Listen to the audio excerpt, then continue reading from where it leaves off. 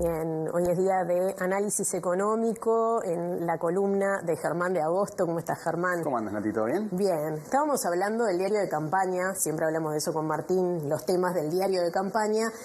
Y esto, que por supuesto excede cualquier diario de campaña, se ha instalado como uno de los temas. Quizás eso pueda llegar a ser favorable porque se está mirando un poco más profundamente, quizás, el tema de la pobreza y la desigualdad en nuestro país y en la región. Y hay datos. Sí, tenemos justamente hoy se publicó la Comisión Económica para América Latina, que es la CEPAL, publicó hoy su informe anual que se llama Panorama Social de América Latina, donde justamente pone sobre la mesa el estado de situación en términos de esas dimensiones tan problemáticas y tan estructuralmente difíciles de superar que tenemos en la región, a pesar de los leves avances que son esperables, dado que siempre vamos a estar comparando con el año 2020.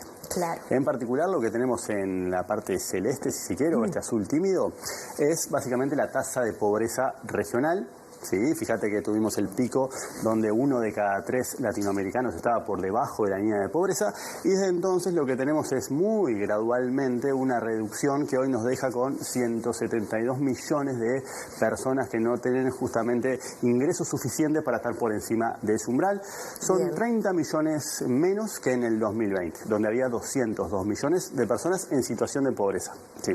Y en verde lo que tenemos es pobreza extrema o indigencia, es justamente la situación donde los ingresos no alcanzan ni siquiera para costear una canasta básica alimentaria. Bien. Y esto afecta a 1 de cada 10 latinoamericanos, o en carne y hueso son 66 millones de personas las que están por debajo de la línea de indigencia en América Latina. De vuelta, ¿no? Estamos justamente en una problemática que es estructural, más allá de los cambios marginales que hemos tenido en los últimos años. Bien, estamos hablando, además, cuando hablamos de situación de pobreza, en este caso no se accede ni siquiera a los productos de una canasta, pero en el otro se llega a ese lugar. Exactamente, no supera justamente las condiciones que entendemos que son suficientes para tener una vida digna. Ahí está. Sí, entonces Bien. Vamos a la siguiente placa y vamos a seguir con el ámbito de la descripción, porque ahora lo que tenemos es la pobreza dentro de los menores de 18 años. Sí, también tremendo. Lo hemos analizado de diversos ángulos en el caso de Uruguay. Sí. Está en uno de los peores lugares, incluso en la región, ¿no? Exacto. Nosotros, si empezamos en pobreza infantil, menos 6 años, somos el país con la tasa de pobreza más baja, pero recordad que tenemos la paradoja de que somos el país con el perfil más infantilizado de pobreza, es decir, la distancia entre la pobreza infantil y la general es el doble, y eso supera cualquier otro guarismo de la región.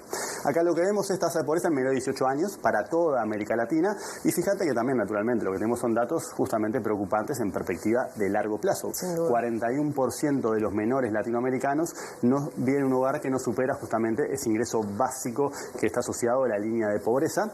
La pobreza afecta en un 22% a las mujeres, en un 18% a los hombres, y es más intensa en las zonas rurales, como también es esperable, donde casi el 40% también está en situación de pobreza, y en las zonas urbanas es un 25%. Así que acá tenemos por género, por edad y por zona geográfica como descripción de algunas dimensiones o criterios que podemos descomponer la situación agregado general. Bien, ¿sí? Eso corre para todos los países. Esto es un promedio agregado, acá no estamos distinguiendo entre países. ¿Sí?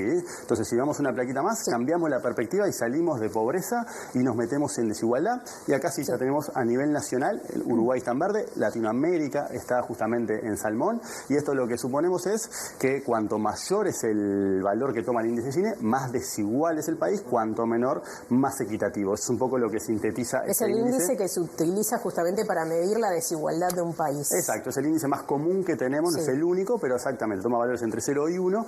1 es la situación de total concentración del ingreso o riqueza, aplica para las dos, y 0 es justamente una situación utópica donde todo se reparte equitativamente. Sí, acá nosotros somos de los países con la desigualdad menor, eso es un dato que sabemos, en particular estamos por debajo del promedio de América Latina, y estamos empatados con Argentina, lo que tiene que ver con la foto del 2023. Estos son los datos con el año cerrado en 2023. Pero esta es la foto.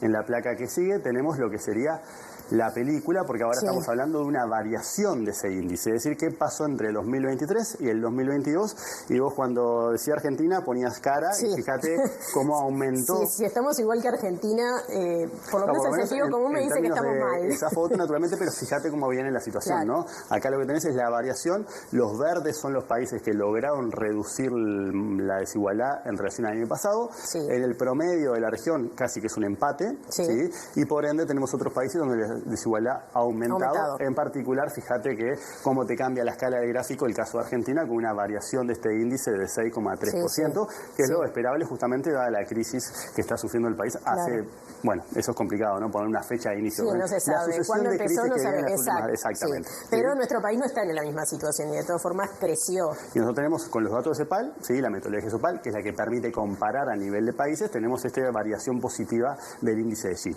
¿sí? Vamos una plaquita más y seguimos palpando la problemática de la desigualdad, ahora utilizando otro indicador, ¿sí? Que no es el índice de Gini, pero es ver cuánto captura el 1% más rico de toda la riqueza total de cada país. ¿Sí? En América Latina, con un promedio, tenemos que el 1% más rico captura el 33% de la riqueza. O sea, un tercio de la riqueza total de América Latina, con casos extremos como Chile, donde es el 50%, lo que captura el 1% de la población. Brasil también está cerca del umbral de 50%, y nosotros tenemos, según datos de CEPAL, un 27%, es decir, el 1% más rico en Uruguay captura el 27% de la riqueza. Casi la tercera parte. Exactamente, cuando vemos riqueza vemos mayor concentración que cuando miramos ingreso, naturalmente, y acá lo que estamos viendo es justamente la variación de la riqueza. Es decir, se puede decir, no sé si es correcto, ¿no? Le pregunto al economista que esto explica un poco lo otro, la desigualdad que veíamos en la placa anterior. Totalmente, todas estas cosas están estrechamente emparentados y naturalmente la riqueza, cuando la vemos en términos de patrimonio, supone una acumulación. Es decir, es más fácil perder ingresos que perder riqueza. Por tanto, la riqueza tiende justamente a profundizar las desigualdades, en particular en una región que no tiene los mecanismos para facilitar, por ejemplo, la movilidad social. Entonces, ese patrimonio de hoy, de una generación, seguramente se convierte en el patrimonio de otra generación, creciendo, y eso va alejando y nos va justamente llevando a una situación que es estructural. América Latina es la región más desigual del mundo y ese es un rasgo distintivo que de alguna manera se pone en perspectiva la situación, porque estamos diciendo del mundo, ¿no? Donde hay otras regiones sumamente... Eso tampoco recordamos cuándo comenzó.